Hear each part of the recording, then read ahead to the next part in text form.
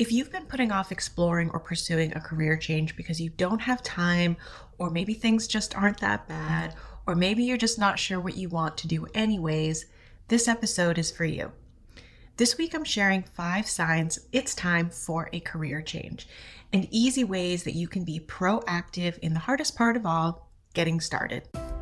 Your relationship to work and your career have changed over the last few years. And that means the same old career advice just won't do. I'm Jenn Walker Wall, career strategist, resume writer, and founder of Work Wonders Careers. If you're looking to ditch overthinking and hustle culture and pursue work and life in alignment with your values and priorities, you're in the right place. Welcome to ReImagining Ambition.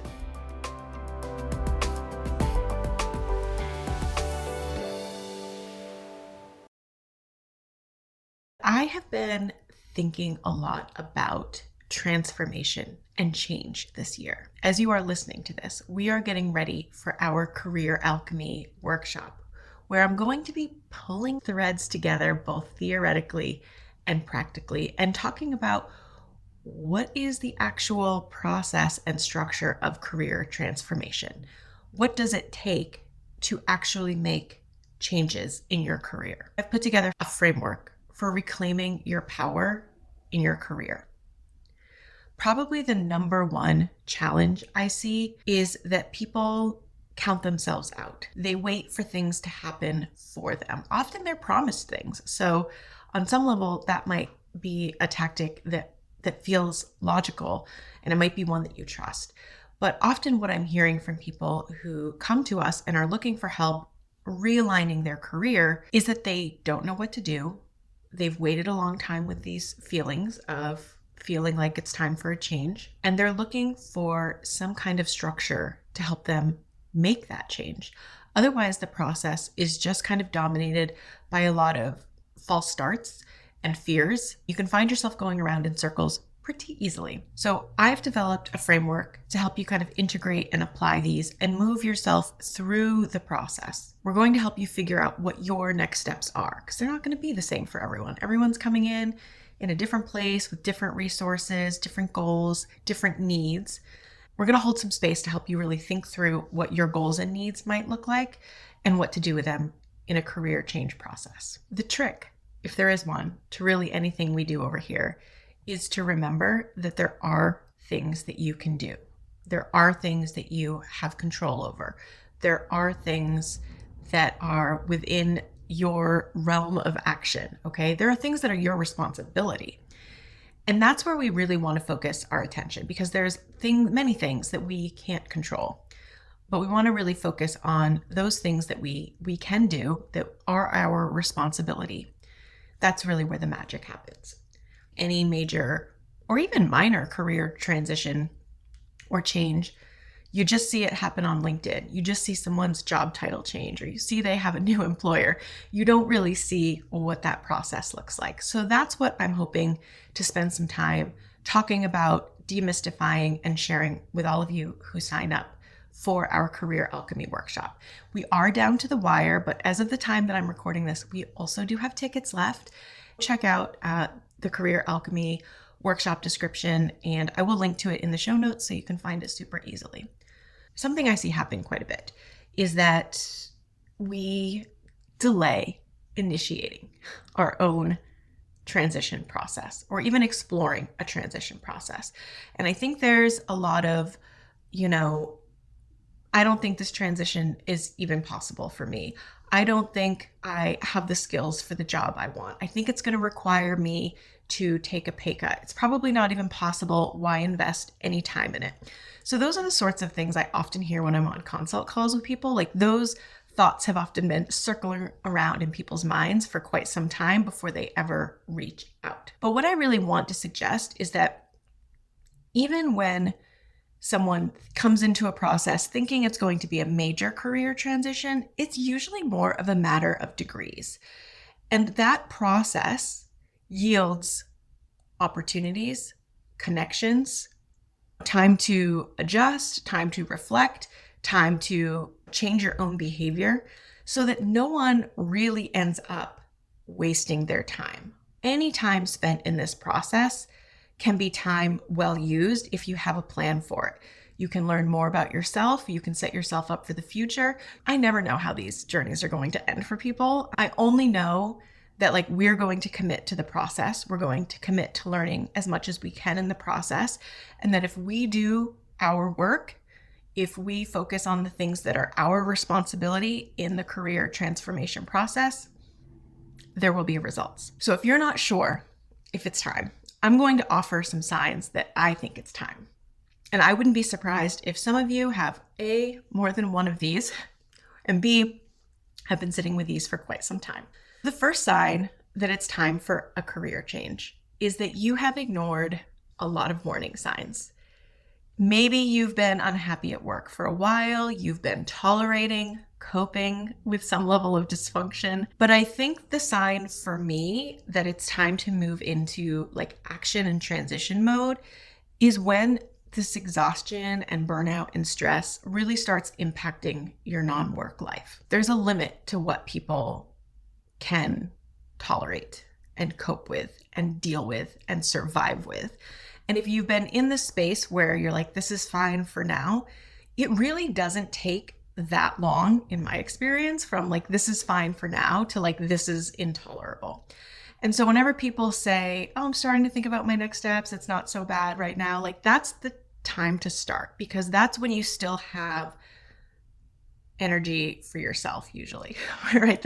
You're not like closing down the workday, utterly exhausted, completely burned out, like just to, scroll on social media for the rest of the night. Start as soon as you can, really. It's much better to have a runway of time and be able to take your time than to feel driven by a sense of urgency. It's a different set of decisions that you'll be making for yourself when that's the case. The second sign that it might be time for a career change, so it's kind of related to the first, is that you prioritize everything except your own goals.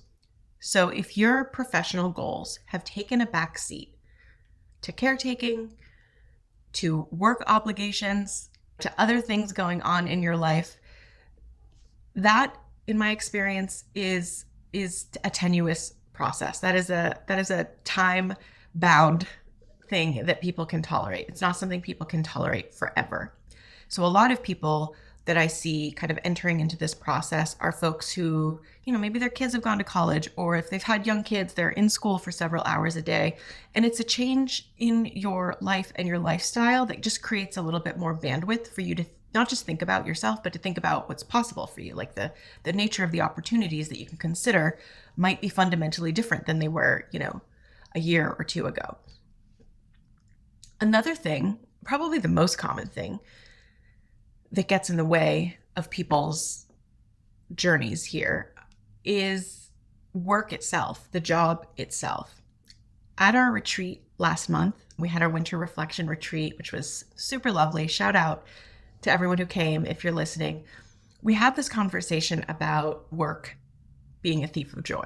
Like that's a good sign that it's time to make a transition. Many people in the room were in that place and thinking about, okay, what's next? What am I going to do with this information? In that conversation, I realized that work is also a thief of opportunity, right? If the job is a fundamental mismatch, if it's draining, if it's burning you out, if it has, toxic elements day in and day out, it's like running your battery into the ground all the time. And not only can that steal you from parts of your other parts of your life, the parts that are meant for you to really enjoy and thrive in, but it can drain you of your ability to even leave that job, right? That's the real doozy, I think, for me, is when these toxic jobs sort of rob us of any energy to get the heck out of there. That is something I have definitely experienced for myself. What we're looking for here are ways to reprioritize our own goals. And that doesn't mean making them priority number one. It doesn't necessarily mean every potential opportunity would be a good match for where you are in your life. But it is an invitation, if you want it to be, to reconsider and explore what's possible. Another sign that it could be time for a career change is if your industry is a disaster right now. I'm using the word disaster broadly. This is totally subjective, but there have been deep layoffs in tech, in HR, Marketing, I feel like marketing people are always getting hit with layoffs. So there are some functions and industries that have just been hit so hard by what's going on right now. And there are people that I see who are hanging in there, doing what they can, like planning to stay in those industries, in those kinds of roles, like waiting for the market to change, which is absolutely a perfectly fine decision for you to make if that works for you. But I am also seeing, especially as we're seeing some people in tech be out of work for a year, 18 months, like going on 2 years for some people, you don't have to stay there. There's ways that you can reposition yourself, realign yourself, market yourself for other opportunities. So maybe it's a time to just consider, do I want to explore making a change because what I've started to pursue is difficult, a disaster, disintegrating. There's a lot of words we could use here. I'm also thinking of the layoffs in journalism right now. Like there's a lot of fields that feel disproportionately impacted. And I think that we're just going to see a lot of those changing what they pursue in the future. Maybe it's self-employment, maybe it's a portfolio style career, maybe it's just a job in another field.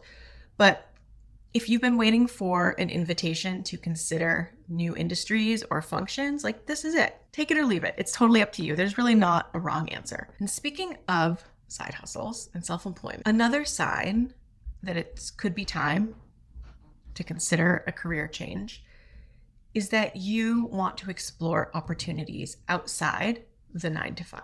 Personally, when people tell me that they'd like to be self-employed or they imagine themselves being self-employed at some point, I always think like, well, that's an itch you're going to have to scratch. Like once that seed is in your brain, like it's implanting, right? It's growing roots, it's growing. It's something that I think once people really think about and consider, it becomes very difficult to ignore. Because there's people I meet all the time who are like, oh, I could never do it. I would have no interest in being self-employed. And fair enough. So if you are someone who has always wanted to work for yourself or you've wanted to do some consulting on the side, why not now? Whether you're employed, maybe you're between jobs, actually doesn't really matter. There's opportunities to pick up contract work or additional hours.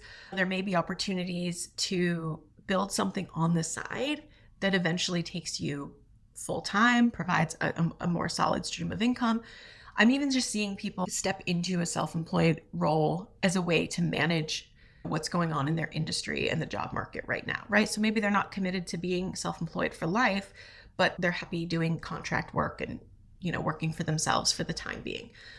I see self-employment and being able to monetize your professional skills outside of a 9-to-5 as an increasingly important set of skills as the market is really volatile, right? As we're in volatile times, I think it's really critical that people know how to talk about themselves, market themselves, and find work opportunities outside of a 9-to-5. The fifth reason, I had a hard time knowing what to call this, how to kind of capture this category, but largely, if you, pursued a career, took a job, and you did what you wanted to do, it might be time to move on.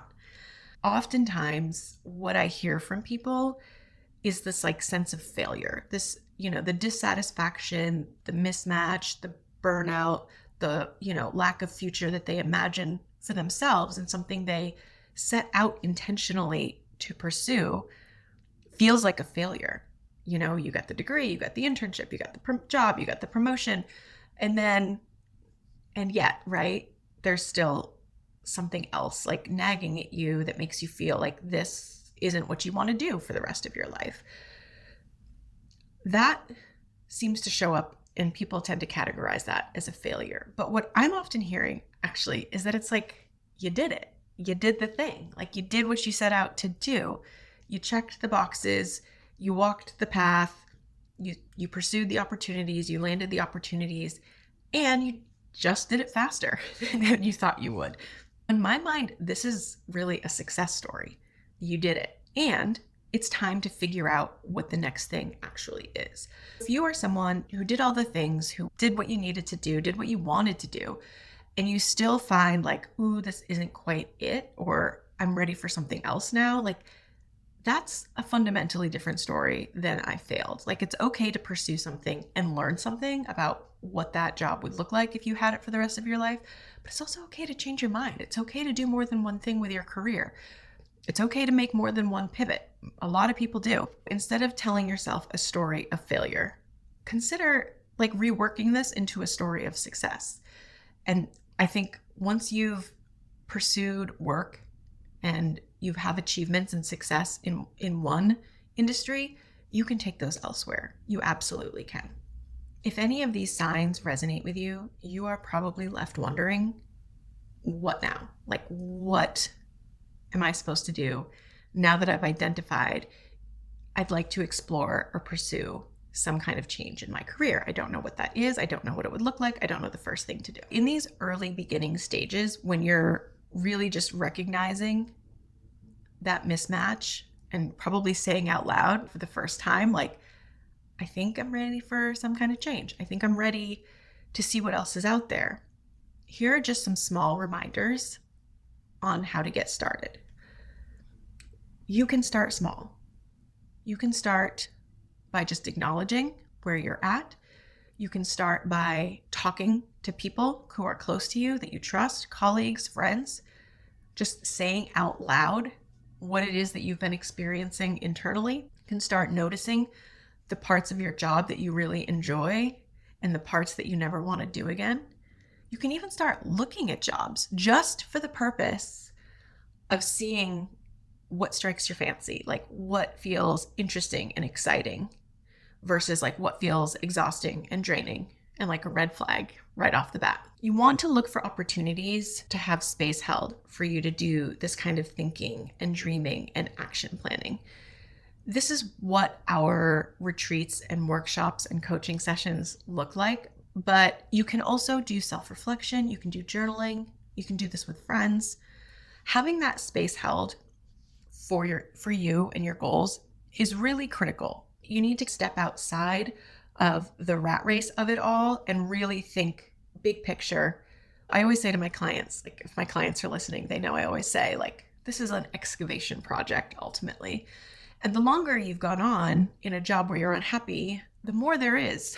There's more layers of soil there are to kind of take off here and figure out like what's underneath. So you're going to want time, space, and structure for that. So take advantage of opportunities. Join us, I think it's this week.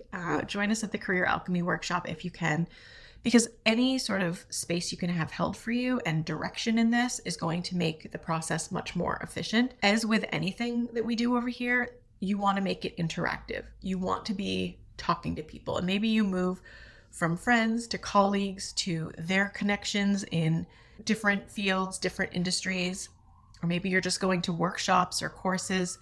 You don't have to know the whole why behind absolutely everything. Sometimes just following your curiosity, like some breadcrumbs, that can be really helpful and instructive. Make it an experiential process. You might want to consider explicitly giving yourself permission to explore a change or to pursue a change. We might need to just give ourselves permission to do this work without knowing what the outcome's going to be. It can be a little ambiguous when you're getting started. So just starting by giving yourself permission to explore and acknowledging that you think there's something better, there could be something better out there for you. And you're going to take your time and try to figure out what that is. You might have to ask for help. You might have to do things you wouldn't normally do. You might have to create space in your calendar that you wouldn't have to hold for yourself. Giving yourself active permission can be really important because sometimes we just keep ourselves where we already are. Something we'll talk about at this week's workshop is like you need to be reframing your stories. You need to be thinking about what it is that you are telling yourself. What are you telling other people?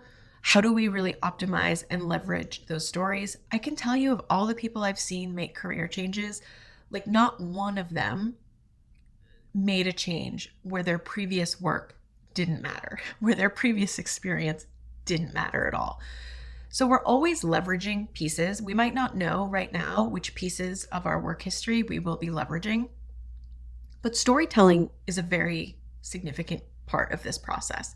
The stories we tell ourselves, the stories we're telling other people, and you are going to need time probably to change and shift some of those stories. And that's okay. That's part of the process. Storytelling is a really effective tool for career changers. So even if you're not ready to storytell yet, it's a part of the process. You can get practiced at that. You can have some experience with that. You can get comfortable with that. And that's going to make part of this a lot easier. I'm curious if you heard anything here that makes you think, it's time. It's time for me to really start thinking about what's next. If so, I would love to hear from you. You should simply go to the show notes right now, click the link for the Career Alchemy Workshop, and join us. Register. Come spend some time with us. Don't miss a chance to start with some direction. Thank you so much for listening. We'll see you next time. Thanks for joining us this week on ReImagining Ambition. While you're here, please hit subscribe or follow, and make sure you always get our latest episodes. And if you'd like endless gratitude from yours truly, please consider leaving a review. It really helps our podcast attract new listeners. If you're looking for a hands-on career, job search, and resume support, well, that's what we do best. Come on over to workwonderscareers.com and learn how we help mission-driven professionals like you make career moves that matter.